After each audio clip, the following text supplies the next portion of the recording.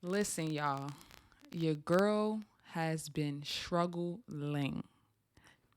Breaking generational curses and cycles is no joke, okay?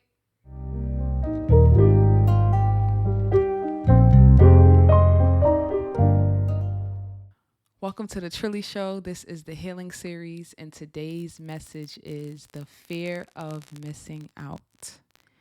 Grieving my past self. If there is anything that has held me back in this lifetime, it has been repeating cycles. And your girl is tired. Emphasis on tired. I'm exhausted. Okay. I'm drained. This has been a daily struggle for me practically my whole life. And I've been meaning to get to this. I've been meaning to talk about this because I think about this every day. I feel this every day and I go through this every single day. So let's just get right into it. I'm laid back for this one because we need to talk. Like we need to talk, y'all. First of all, let's talk about what happened to me. So y'all can understand the cycles that I've been repeating and that my brain is programmed to want to do.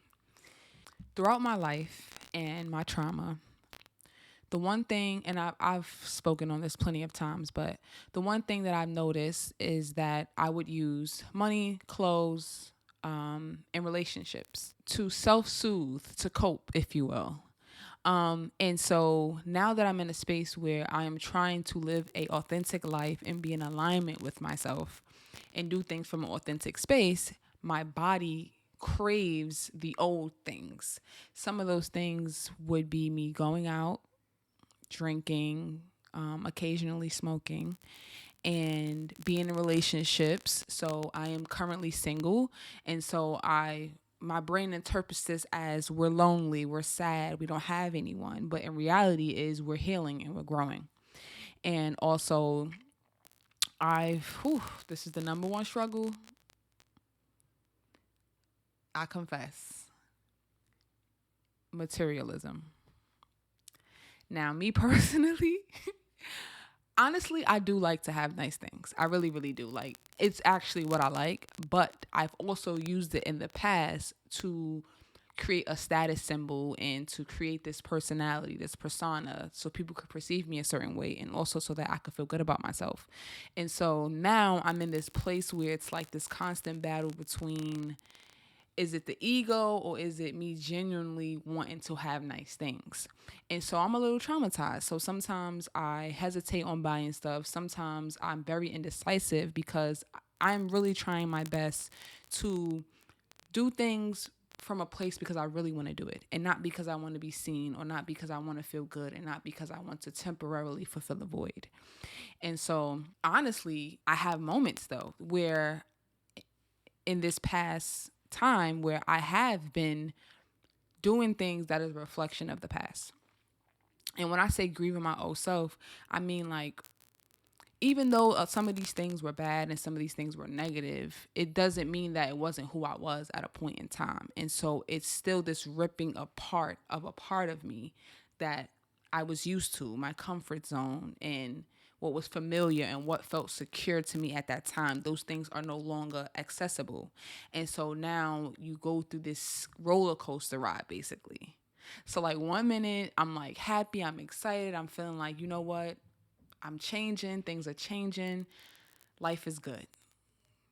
Then there are days when your girl wake up and she's like tired, depressed, exhausted, sad, obsessed with things of the past, meaning like some days I wake up and I can't stop revisiting moments from my past.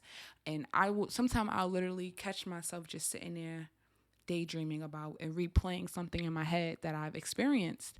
And obviously this is all a part of the healing process, but it's so important to talk about because I feel like if I don't talk about it, then it stays in my head.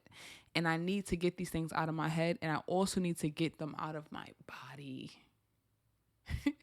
because it's affecting me emotionally. It's affecting me spiritually, mentally. and I'm ready to move on. But my body is not. My brain is not. We talk about years of moments and memories and habits and patterns that are literally keeping me in bondage. And so I really just had to come on here and get into this, because I know it's so many people out there right now that is going through this. I know you are. And to the people that, sometimes you catch yourself slipping away. Sometimes you may have caught yourself saying you wasn't going to do something no more, and you do it again, or you entertain it again. Give yourself some grace, because you're not the only one. You're still not who you used to be. It's all a part of the process and getting used to this new life and this new person that we're becoming. So quick little story time, right? And I'm actually talk about this in another episode, just so y'all can understand a little bit more where I'm coming from. The one thing I noticed is that when I was being, I would say, pulled to a new life. So I went from going out all the time, spending money on bottles and going and clothes and dating and spending money on other people, and just basically living like this kind of fast life, basically to escape what I was really going through in retrospect. But I had came to a point where I realized that, this is not serving me no more. Like, this is not what I was meant to do. I have dreams, I have goals, and I have things that I want to do in life. And if I stay in this route, it's just not going to help me. And so there were moments where I took time to myself, and I sat in silence, cried in silence, read in silence, studied in silence, prayed in silence. And those moments were great. But then I'll have times where I'll be focused by myself, right? But I'll get around certain people or certain environments. Excuse me. I'll get around certain people in certain environments, and I realized that it was triggering me. And the trigger would either be that I felt uncomfortable, or that I felt like I wanted to engage in what I was being surrounded by. And so I knew for a very long time that I feel like God was telling me, like, let it go. Give it up. Just give it up. No more going out. No more drinking alcohol. No more buying stuff. No more looking for love. Focus on yourself. Focus on me. Focus on this idea that I'm giving you. The Trilly Show. Woo. We doing the Trilly Show right now, so that's a blessing. But yes, before the Trilly Show actually came about, I struggled with between the old life and what God is telling me. You can either do that and feel those temporary things, or you can be doing this, healing and growing and making an impact on this world. What are you going to choose? And I need you to understand that you cannot have both. You have to sacrifice something. But one thing about God, what he take from you, he going to give back to you 10 times better. And it's actually going to be meant for you this time. But that's another story for another day. And so I found myself basically having this push and pull. So one moment I'm understanding that, I'm focused, I'm in my zone, I'm in my vibe. But then I had these urges where I'm like, yo, I'm not going to say the name on here. Not God, the other guy. What he can destroy, he will distract. That's a word for somebody. What the other guy can't destroy, you know who I'm talking about. He will distract. Listen to me. If you have been distracted, if there are things coming into your life coincidentally, and it's so wrapped up in this perfect gift, everything you've always wanted, it might just be a distraction. And the one thing that I realized, you can have 99% of everything you've always wanted, but you'll have to sacrifice that 1%. And guess what that 1% will be? Yourself and God. Here's everything you always wanted. But I'm going to need you to give yourself, and I'm going to need you to give up God. That's the only way you'll be able to have all of these things. And we're talking about earthly things. We're talking about worldly things. We're not talking about peace. We're not talking about healing. We're not talking about joy. We're not talking about family. We're not talking about love. Forget all that other stuff, because that stuff is just a bonus. And so that's basically where I was at with it. Like, it's like I'm obtaining these things over here, but I'm still feeling empty because there's this other thing that's saying there's something else meant for you, and it's not that. Back to the story. So at this time, I realized, like, okay, listen, I need to stop drinking. And because I genuinely wanted to stop, it just wasn't fulfilling me. And I need to stop buying stuff. And that's when I started to create this like minimalist type of lifestyle, to where basically I wore neutral tone colors. I wore the same things over and over again. I downsized on everything.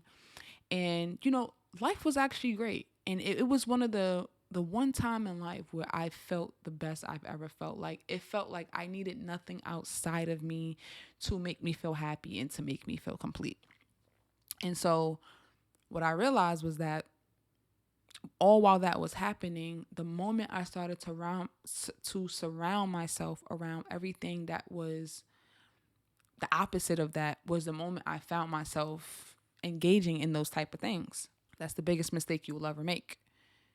When you are focused on you and you're trying to change who you are and what you do, you have to stay away from the things that look like, act like, talk like, and walk like the old you. You might lose some friends. Translation, you will lose some friends. That's just a part of it. You might have to downsize for a little bit. It's not gonna be diamonds and pearls, and it might not be lit for a little while,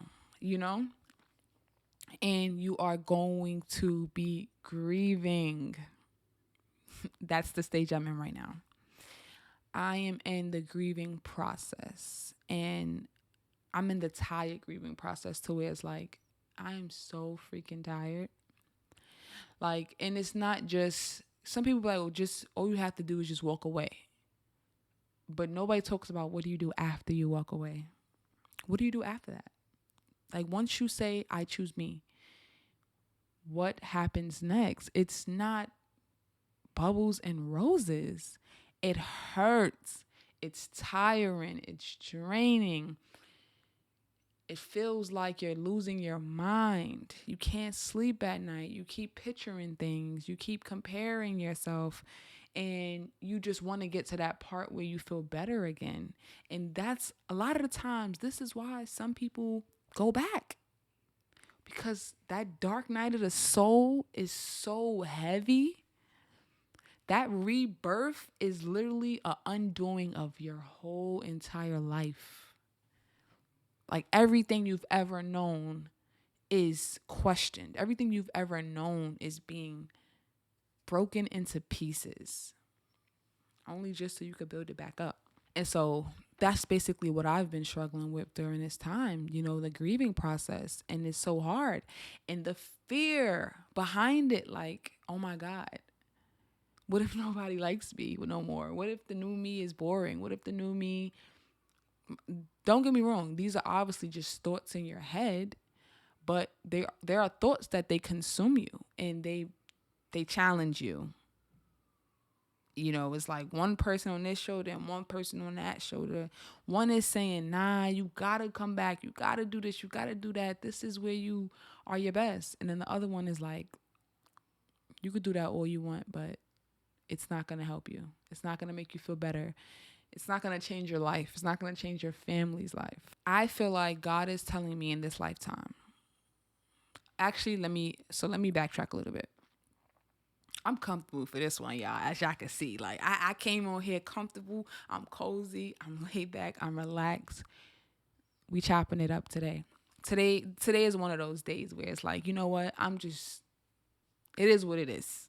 Okay? Because I know there's a lot of people going through this, and we need to get into some things. So one way I would say that my childhood affected me was that there was no real stability. And whether that had been structure in the household or whether it may have felt like finances were unstable. And so I feel like that gave me the mindset to want to go out into the world and chase that. Like I wanted to feel like I had enough. I wanted to feel like I had so many things because it made me feel worthy. It made me feel like life was okay. And so basically for the past years, that has been my main goal, to look a certain way and to have money. And I promise you, it has yet to work out for me. Like every time I focus on that, even in relationships, yo, I promise you, like, I've noticed in the past, like, I wouldn't even be happy with myself in a relationship if I felt like I wasn't financially stable, because I felt like me being the breadwinner and me being able to take care and nurture was surrounded in my success in the relationship and also my worth in the relationship. Oof. Nah, sometimes I gotta dance because it's like sometimes I could think about this all day, but when I talk about it, it's so hard to talk about it. So when it actually comes out, I have to celebrate. Yes, that is so good. Listen, I'm saying that one more time. I surrounded my worth and my success in relationships based on my stability financially. Okay? Not if whether I'm a good person, a good partner, or anything of that sort. If I can provide that alone, which is crazy, but it's true. And a lot of that came from growing up in environments where the main focus was money. And if there was no money and things were unstable, that means that the house was a wreck and there was a energy that surrounded unhappiness. So subconsciously as a child, you're not thinking that way, but in your mind it's like, oh, okay, so life is not good unless there's money. Life is not good unless I have things. Life, basically. So as I grew older, I realized that I was traumatized by that. I could not let that idea go. And it's not just what I'm thinking, it's wired into my brain because I would naturally feel depressed and sad when I felt like I wasn't in a good financial state. So much so that I went out into the world and I would do anything to make sure that I had money, whether I had been work 2 jobs and work all of these hours. Bro, it was a time where I worked 2 jobs, 7 days a week. I had no days off. What is it for? What is it for? What is the goal? You're going to take away your good health to supplement it for a good bank account? What is the money going to matter if you're ill? Like, what would it really matter if you can't even spend it because you're too tired and you are sad and depressed because you feel crazy? Waking up every day and going to somebody's job, I lost my mind. That's another story for another day. But yeah, so back to God. He works in mysterious ways in the spirit. Like there's something in you. There's a spirit in you that will direct you and that will guide you and tell you, no. Some people call it intuition. Same thing. It's telling you, listen, no, no, no, no, no. But we just choose to do what we want to do. But my intuition kept telling me the money is not the answer. It's just not. And so as I got more closer to myself and I started to realize my self-worth and be in a more authentic state and live in a more authentic state, I realized like, oh, okay, this is what God is telling me. I need you to stop focusing on your financials and the material and focus on your spiritual. Like if you just focus on that, all that other stuff will work itself out. And that's where I'm at in this lifetime. And that's what I'm grieving in this lifetime because I still have to learn how to love myself in that new space. And which is a hard space because I only knew how to love myself in the space of feeling like I had everything I ever wanted, which I never did anyway. And that I always look nice and that I can be seen into this light, to now learning to love myself in this new light that is like, I'm not used to that. I don't know how to love myself in my true light because I've never loved myself in that light. I think it's also very interesting because I know for a fact that that's the generational curse that's meant to be broken, especially in my household. Moving away from the material world into the spiritual world and allowing yourself to just be who you are and loving yourself through that without conditions.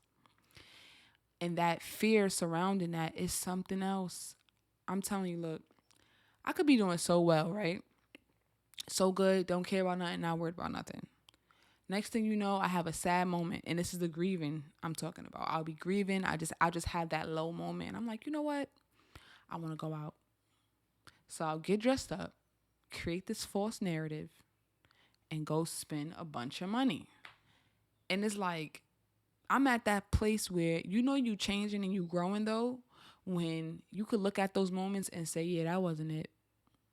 It doesn't do it for me anymore, y'all. I'm telling you, like, back in the day though, a moment like that, going out, having a good time, going on a date, flirting, spending my money, whatever, that probably lasts me for like a week or a month. Like, I really think I'm doing something and convince myself that life is good.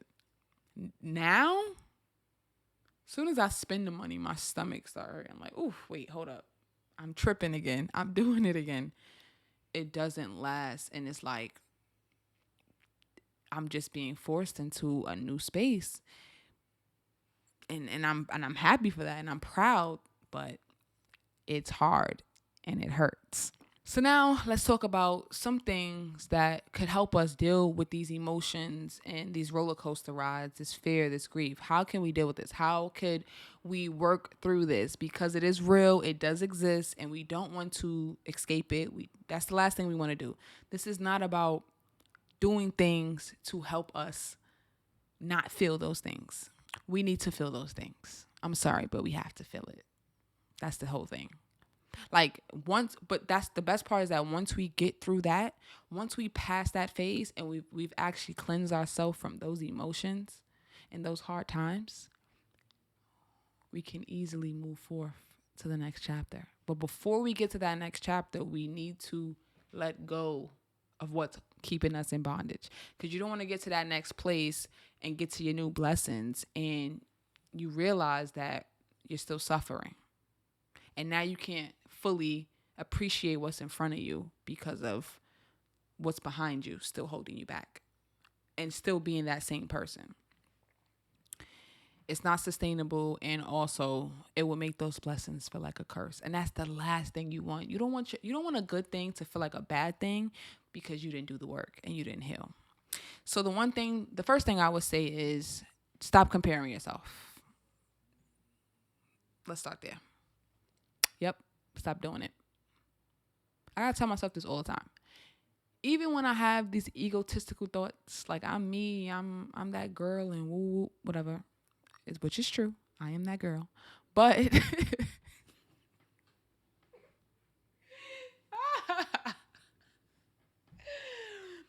my bad.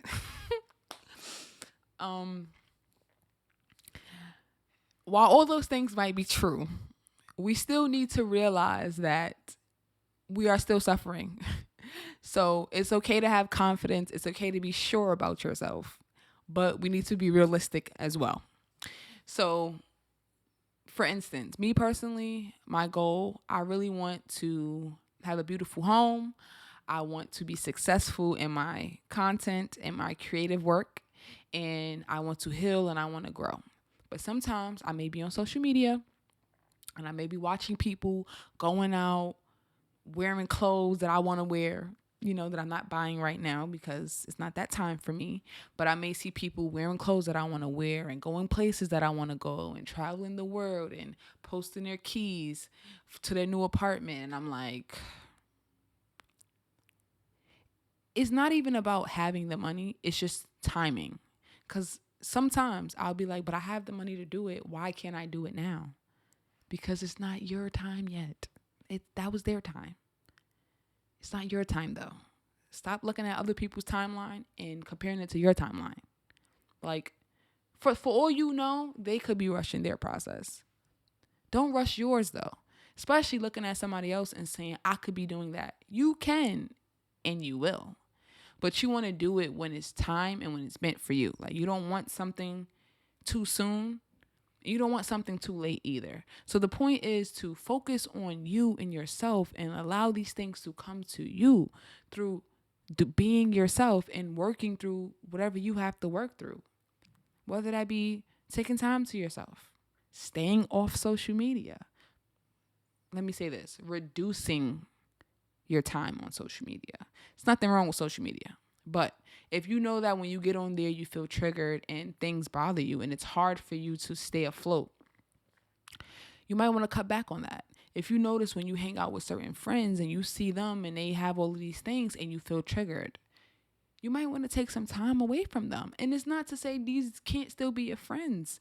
If they're your true friends, they will understand, like, listen, I'm going through something. I'm trying to better myself. And I need to position myself in a place where I can heal and I can grow. When I come around these people and I come around these things, it triggers me. Even worse, you start doing the things that they're doing, knowing that you shouldn't be doing that. Like me, I said I was going to stop drinking. And I did stop drinking. But then I started hanging around certain people and I noticed I found myself taking a sip here or there and saying, it's okay, it's just one drink. But it's not okay because you said you didn't want to drink no more. And the point is that you're not supposed to be drinking because you know what that do to you. Every time you drink, you get excited and you start doing things you're not supposed to be doing. You start hanging out with people you're not supposed to be hanging out. So it's not just drinking, it's what you do when you drink. It's not just buying clothes. It's about what you do when you buy the clothes, how you act when you get the clothes. You're not in a state to be doing that because you don't know how to act. I don't know how to act. First of all, let's pause this video. Your girl is celebrating 1 year and let's see. 1 year and 5 months sober. Speaking of drinking and occasionally smoking some weed.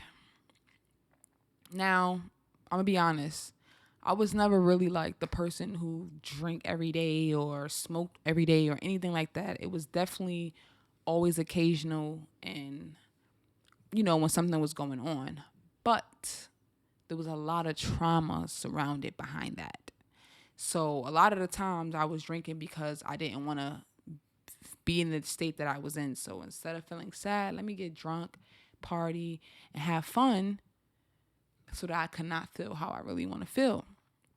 And some of those nights where I drank, you end up calling somebody you was never supposed to call. You end up talking to somebody you would have never talked to. You end up places you would have never been.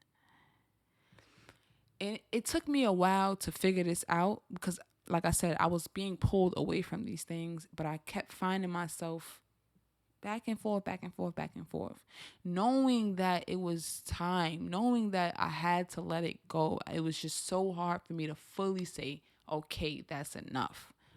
Because I'll have 5 months not doing it, and then on the 6th month, I'm like, okay, one little drink. But it's like, no, it's not. It's just give it up. So I am so proud of myself. I'm so happy. I am doing it, okay? Your girl is on a whole new wave. 1 year and 5 months. Nothing. Like, no, nothing. So one thing is out the way. I'm not fully... I have to be more graceful with myself and give myself some type of credit for what I have been doing and not just what I haven't been doing. I'm so proud of myself. There's so much trauma surrounding behind that and the things that I've done during those moments of drinking and smoking, and I'm just so proud of myself. It didn't take a lot. It didn't take everything in me to stop. It took everything in me to feel like this is the right choice that I'm making. Because it wasn't hard to actually stop because I didn't really, like I said, I wasn't a alcoholic or anything, but it was just the fact that I felt like I was missing out. Period. Like, I felt like everybody's going out, everybody's drinking, my friends going out, we drinking. Why can't I have a drink? Taking it too far, spending a lot of money on alcohol, and it just was too much, especially because in reality was that I was hurting.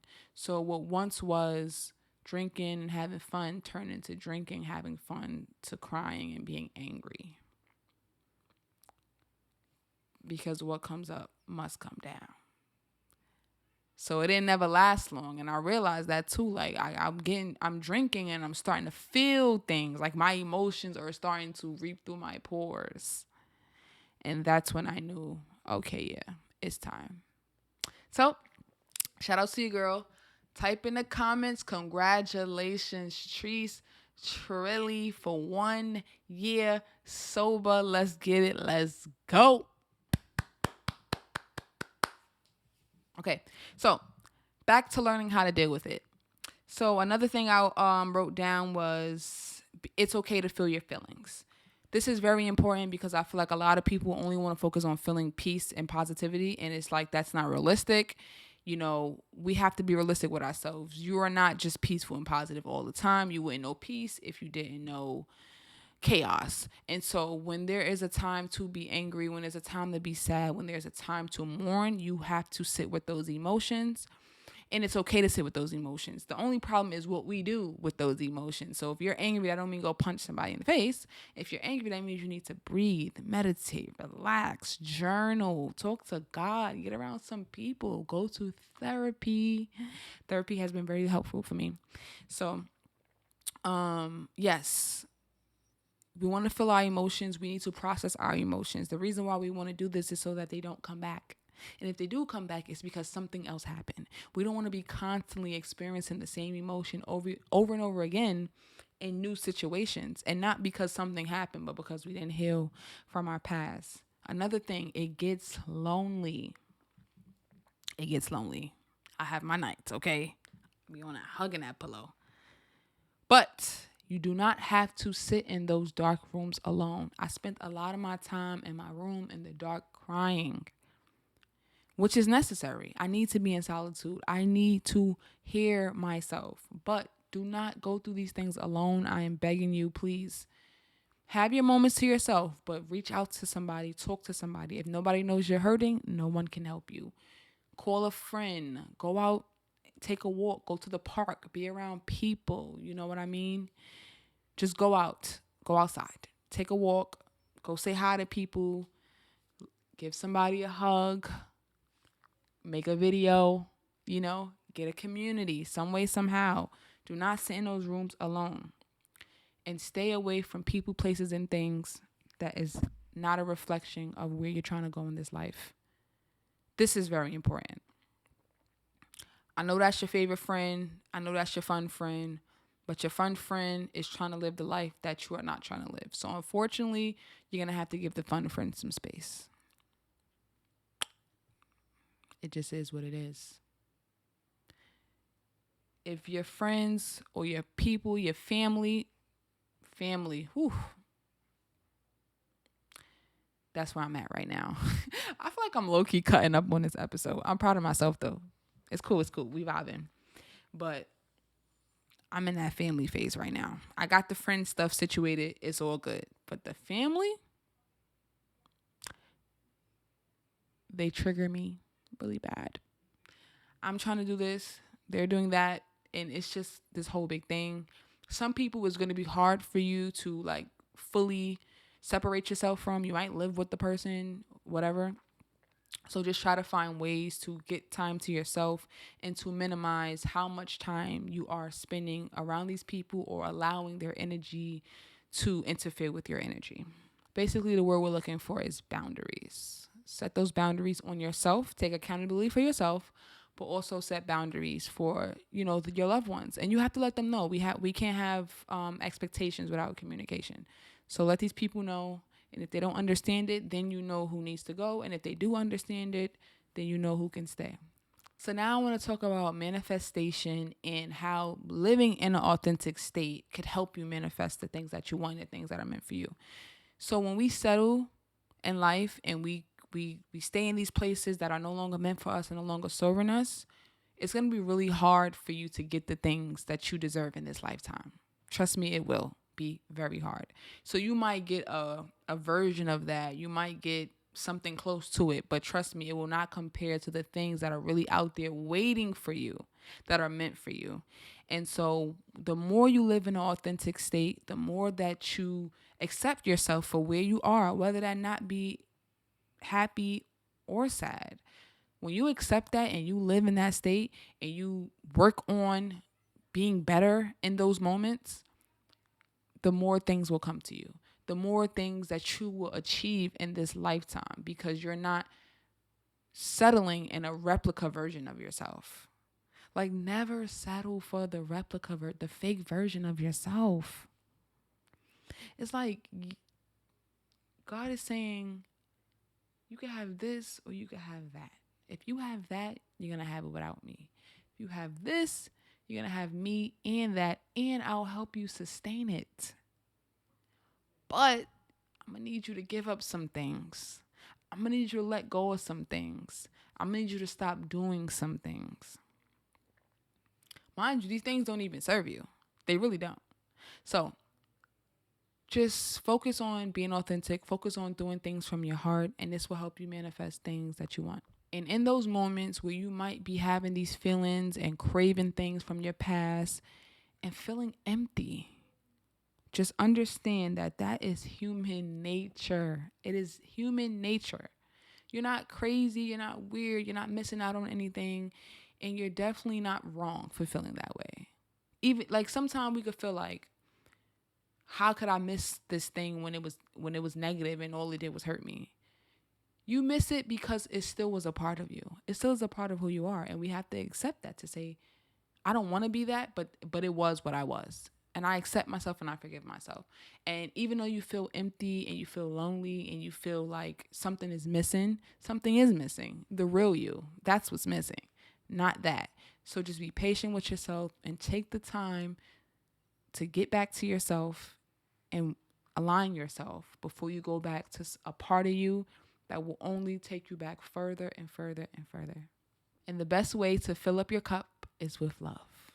When your cup is feeling empty, when you're feeling malnourished, and when you're feeling sad, and when you're feeling like you need this or you need that, self-love is the answer. Love is the answer. Go out and get some love. Pour it back into yourself. That's going to help you. That's going to help you ride this thing out. Because listen, when your girl is sad, I'll be like, yo, I need a hug. I need something. And I can't keep going out and trying to get it from a place that's only going to leave me feeling more empty. So instead of the fear of missing out, we have to find the joy in missing out. Like, you got to be happy you're not in those spaces no more. Like, imagine when you're joyful, like, I know what's going on over there, but I'm just happy to be over here. I'm just blessed that God pulled me through. How do we do that? This is how I do it. I read books. Books have been helping me. I read a lot of books, even if it's fictional or non-fictional or self-help. Some things to just help me, spark my creativity, my imagination, and at least help me to think about things that I want to think about, but without actually engaging into it. Which, like I said, there's nothing wrong with that. Whether you're watching movies, reading a book, writing about it, creating content, you're still stimulating yourself without actually being in spaces that is going to harm you. I like to sing. I like to dance. So I like to do these things around my house. So when I'm feeling sad, I'll turn some music on. I'll have mini concerts. I'll take long walks. I write in my journal. I create these videos.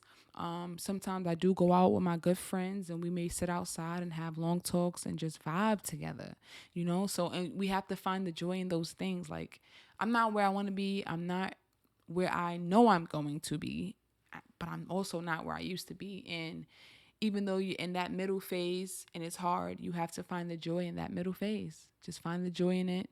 And, one step at a time. One step at a time. Stop trying to do everything overnight. Stop trying to figure it all out in 1 month, in 1 year. Every day, one step at a time. Meditate, eat good food, breathe. Breathe. Okay? Take a second to breathe. Smile. Okay? Smile. Create. Please create. Talk to God and just be grateful, and everything is going to work itself out. To end this video off, I wanted to read something from two artists that I follow. One name is Michael and the other is Danielle. So Michael wrote, "Your new life will cost you. It'll cost you your old life, the people you had hoped to bring with you, and the distractions that numb the pain. But your new life will be worth the investment. It'll meet you outside your comfort zone in a world that makes for space for your growth." Michael Clark. And this one is a poem. It's called Room for New Beginnings. When we choose to honor the past and thank it for all it has taught us and where it has led us, we move forward with acceptance, clarity, gratitude, and the freedom to create anything we want to. In the new year to come, let yourself dream without boundaries and use your feelings as guiding lights, leading you into a more expansive version of yourself. When you continue to choose in the name of your heart, there is no wrong step or answer. All will bring you even closer to love. All will show you to your way home. Danielle Dobie, she bodied that.